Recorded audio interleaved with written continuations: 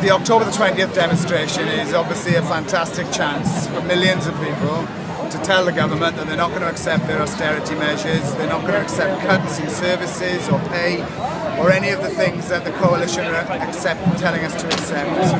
And if we can get 1 million people marching, but importantly follow it up within weeks with a coordinated strike across as many unions as possible, we can stop the government in its tracks. That was our message today at the gala, and I hope that's the message we can take into communities the length and breadth of the country.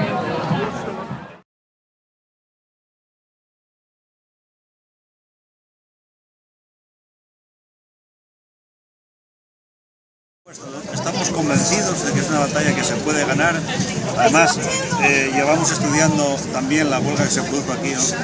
Studying the strike here of the miners in '84, and we know there's a few similarities between us. We think we can win.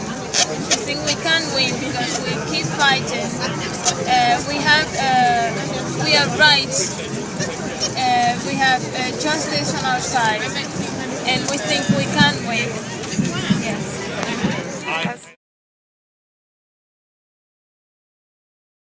Okay, my name's The reason I came here was to show a bit of solidarity, thinking about the miners and their long history and struggle. You know, we all need to be present, we all need to support what it is that they've done in the history of and appreciate what they've been.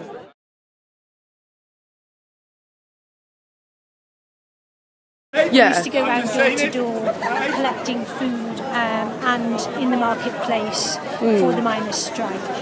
And we used to do benefits at the Trade Club in Hegdon Bridge for the miners' strike. And I was very moved at the time because often people who didn't have very much in their house would give us food.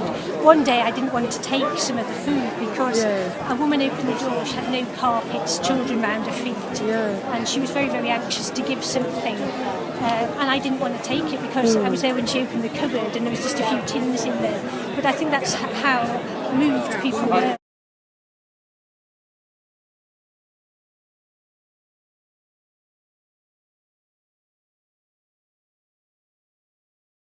We had an idea to set up a union to represent students across the entire city. We have 11 schools in Peterborough and we've branched out into about 9 of them. We hold elections every year to elect delegates which meet at the monthly full council meeting, and as well as a president and vice president. In the past, I remember a lot of our miners coming up to us talking of their experience in Palestine. They were very, very supportive. It was very good to have them around. We also have our local Palestinian students who come along and support us and have a big role. This is the first time, this is our new banner. So we don't normally walk down with the banner. It's got an olive tree on it, painted by somebody called Fleur, who it symbolises the fact that, you know, Palestinians are not going to move, that they've got their roots in the ground, and that it's really time something was done. The slogans are in Arabic and English on our new banner, peace, justice and freedom. This is probably about the 3rd or 4th time I've been up here now, and each year it seems to get better and better. Our colleagues who are from Region 3 FB always support the Miners Gala and the history of it and where we are.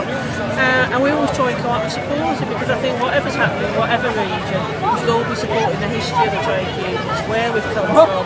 And it's really interesting to find out the history of this. Used to be the only day off that they had every year, and that's why people all got together. I just think it's fantastic, and I think for the younger people of the area especially, they need to know the history, and we need to keep this going throughout the country and especially here at the Gala.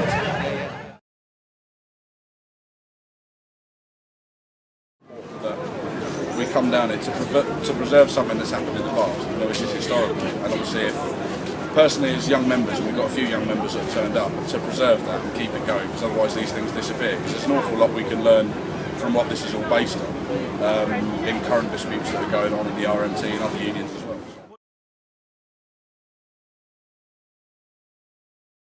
And I thought it would be an interesting thing to do, because I am committed to campaigning against the cuts, and it was a way of me contributing to that, and I'm also a football supporter, and I think it was fun, because I think football is a bit like theatre or drama at its best, because you've got the same mixture of tragedy and hope and success and so on.